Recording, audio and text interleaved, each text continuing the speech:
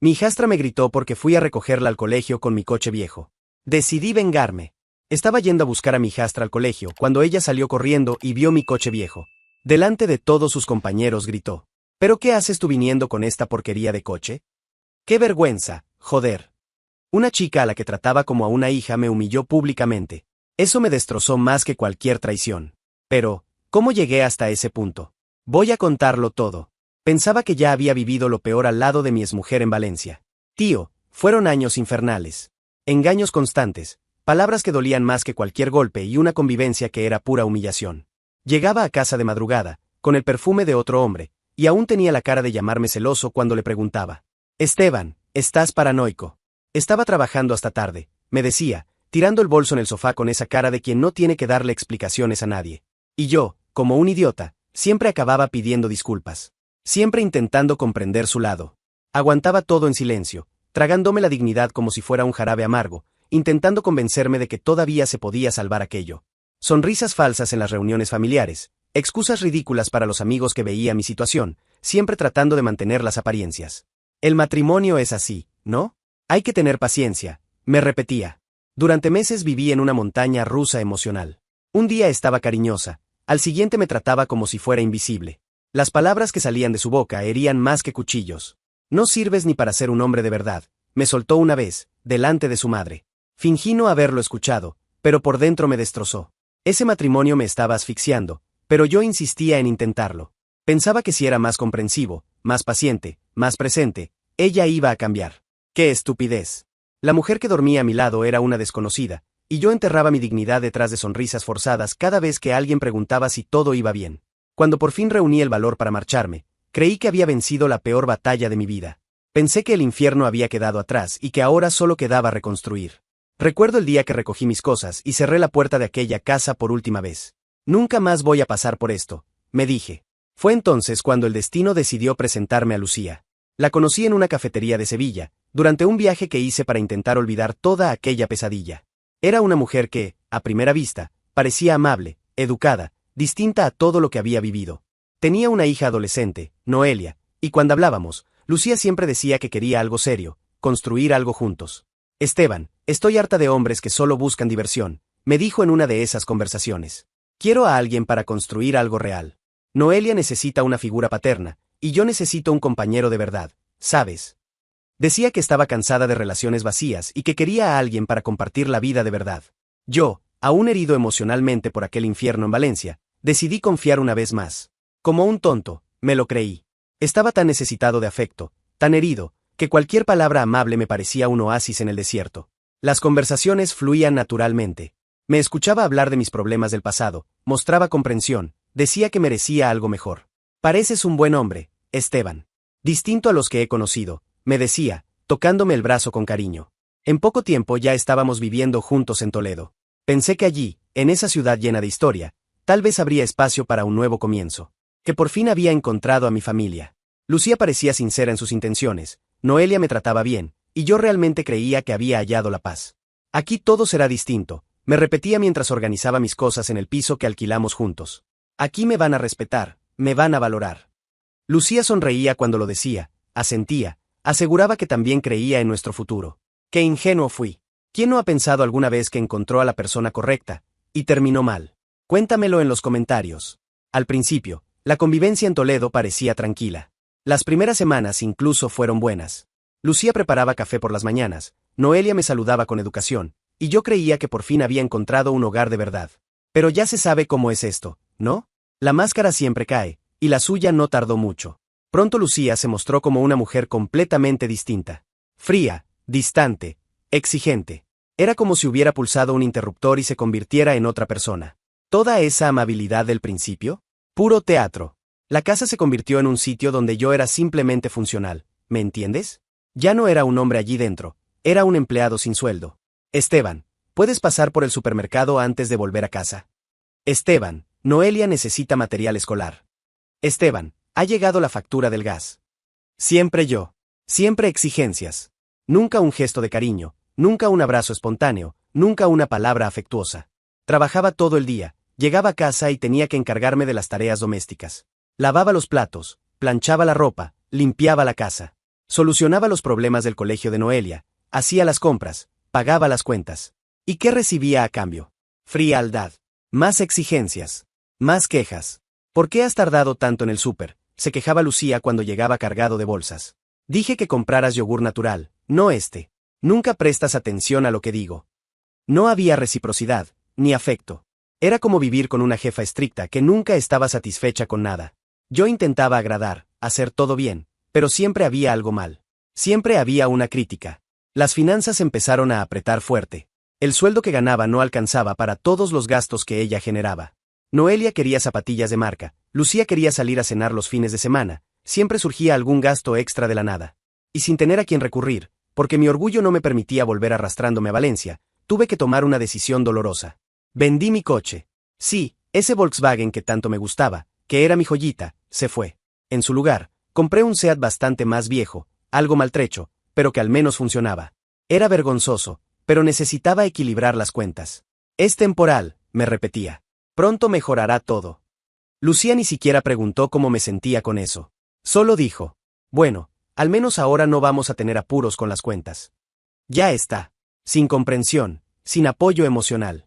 Nada. Fue en un día de lluvia intensa cuando todo se vino abajo. Lucía me pidió que fuera a buscar a Noelia al colegio porque ella estaba ocupada con no sé qué. Cogí el coche viejo, fui hasta allí, y me quedé esperando en la puerta como siempre hacía. Noelia salió por la puerta del colegio, vio el coche y simplemente explotó. Delante de decenas de sus compañeros, gritó con asco y furia. ¿Pero qué haces tú viniendo con esta porquería de coche? ¡Qué vergüenza, joder! El mundo se detuvo. Las risas de los adolescentes resonaron. Miradas crueles me rodeaban como cuchillos. Y yo, inmóvil, con los ojos llenos de lágrimas, sentí que algo dentro de mí se rompía justo ahí, delante de aquella chica a la que yo trataba como a una hija. Noelia entró en el coche dando un portazo, resoplando de rabia, como si yo fuera la peor persona del planeta.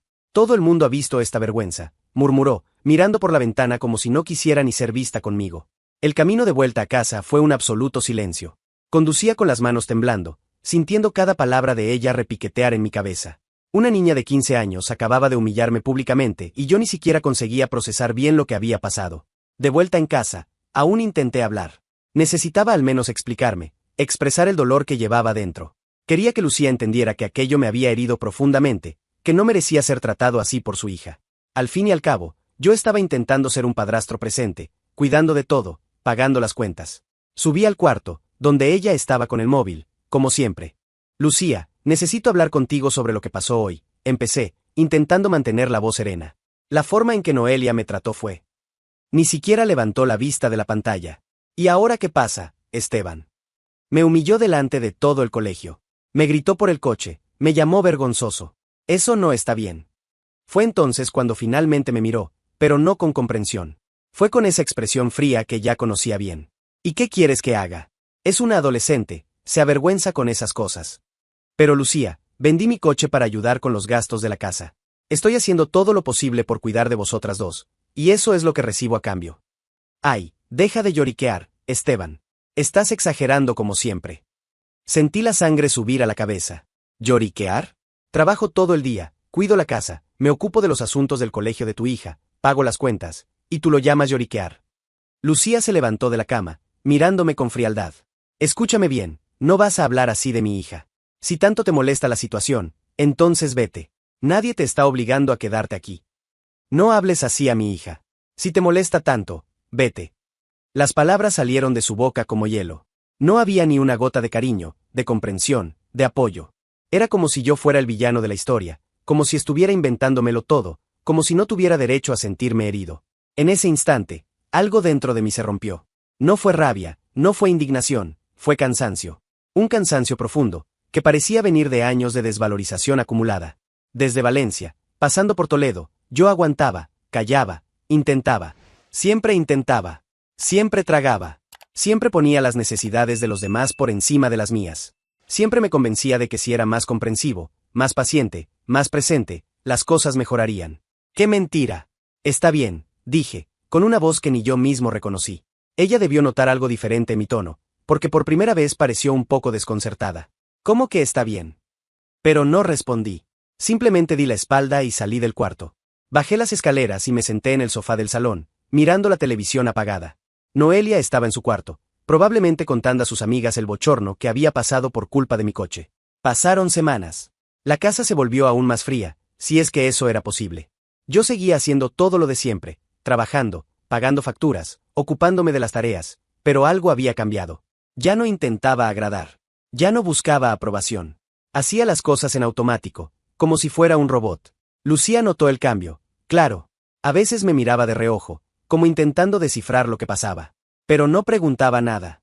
Noelia seguía tratándome como si fuera invisible, excepto cuando necesitaba algo. Fue una tarde lluviosa cuando todo se definió. Estaba en casa, intentando relajarme tras un día duro de trabajo, cuando mi móvil vibró. Era Noelia. Su nombre brillando en la pantalla. Miré el teléfono sonar. 1, 2, 3 llamadas. Sabía perfectamente lo que quería. Lo mismo de siempre, estaba en el colegio, llovía, y quería que la fuera a buscar. Como un chofer particular gratuito. Pero esta vez, no me moví. Dejé que el teléfono sonara. Y sonara. Y sonara. No moví ni un músculo. Sonó hasta que se detuvo, luego volvió a sonar, y yo seguí ahí, quieto, mirando esa pantalla.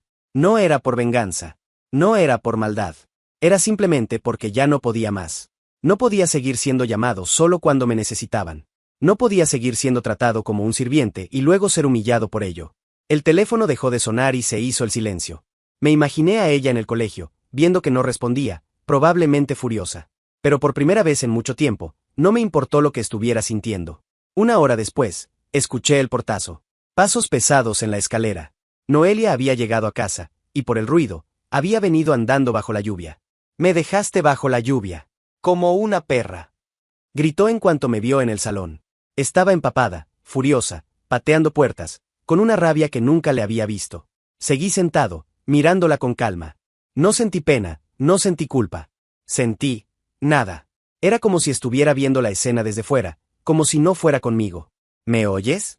Te llamé y no contestaste. Seguía gritando, chorreando agua por todo el suelo del salón. Lucía apareció justo detrás, ya sabiendo lo que había pasado, y como era de esperarse, se me echó encima. ¿Cómo te atreves? Es solo una niña. Eres un miserable, Esteban. Eres un miserable.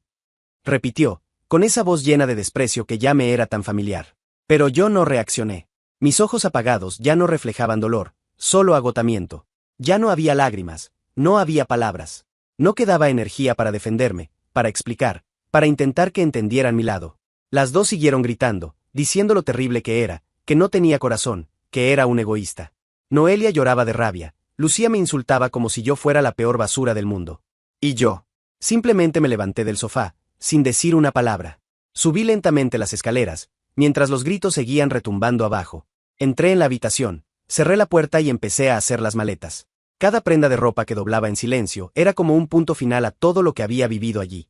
Cada objeto personal que guardaba en la maleta era un trozo de mi vida que estaba recuperando. No había tristeza. No había rabia. Solo había la certeza de que aquello había llegado a su fin. A la mañana siguiente, mientras ellas aún dormían, cogí mi maleta, salí de la casa y cerré la puerta por última vez. Sin despedidas. Sin nota.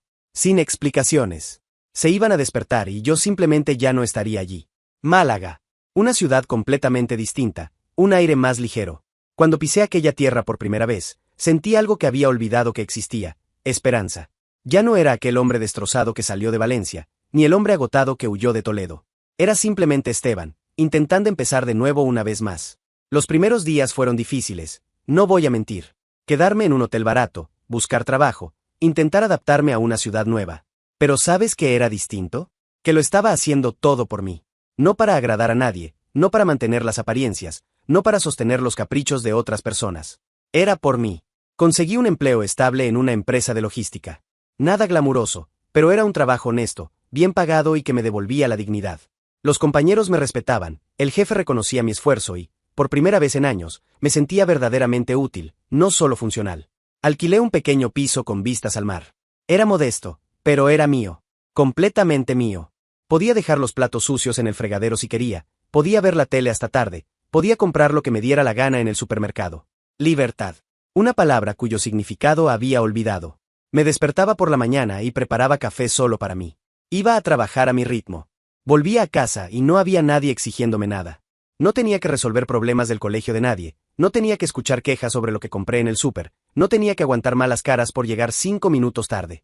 Los fines de semana salía a caminar por la playa.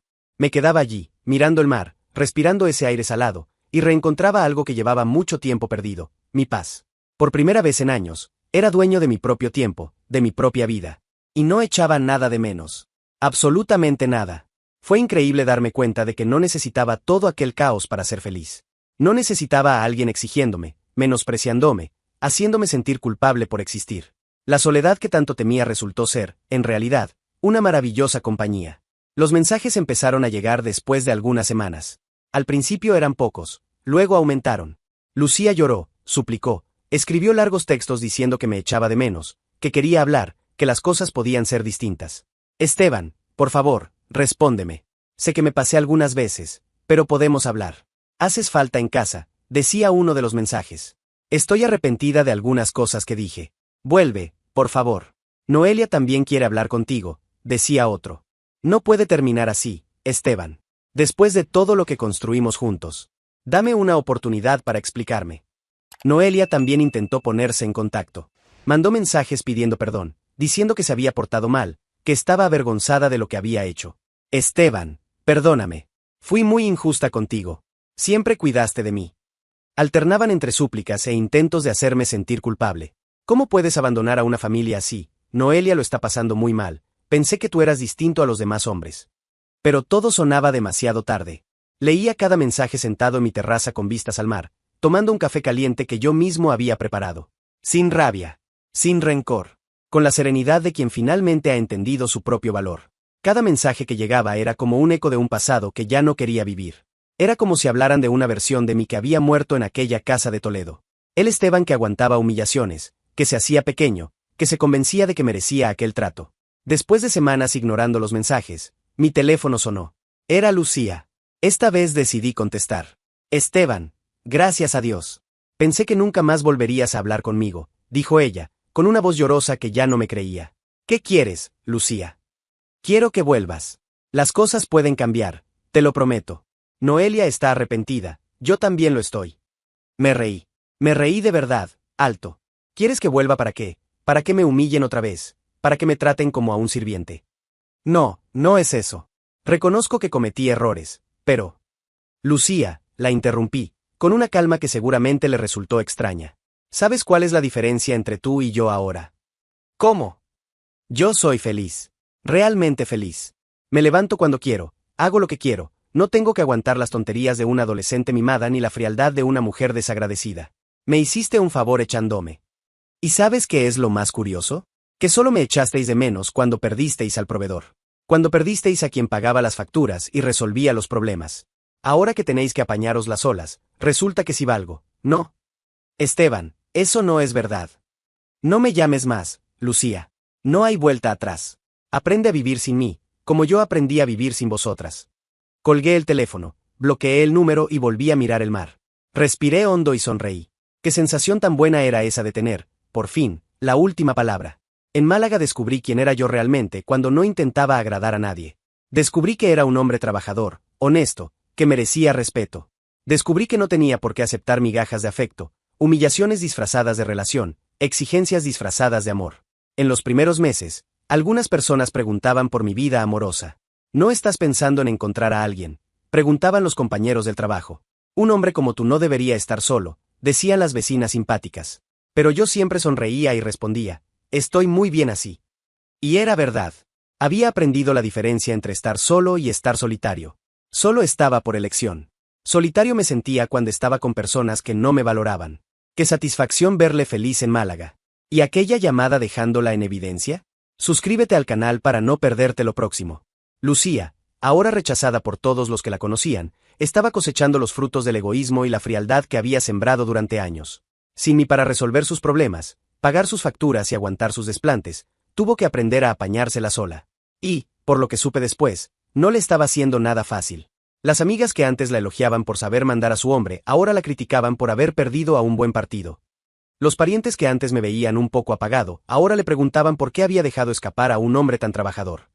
Noelia llegó a comprender el valor de tener a alguien que realmente se preocupaba. Simi para resolver sus problemas escolares, para llevarla y recogerla cuando lo necesitaba, para aguantar sus caprichos sin quejarme, se dio cuenta, demasiado tarde, de que había perdido a alguien que de verdad se interesaba por ella. Las tardes de domingo salía a pasear por la playa de Málaga.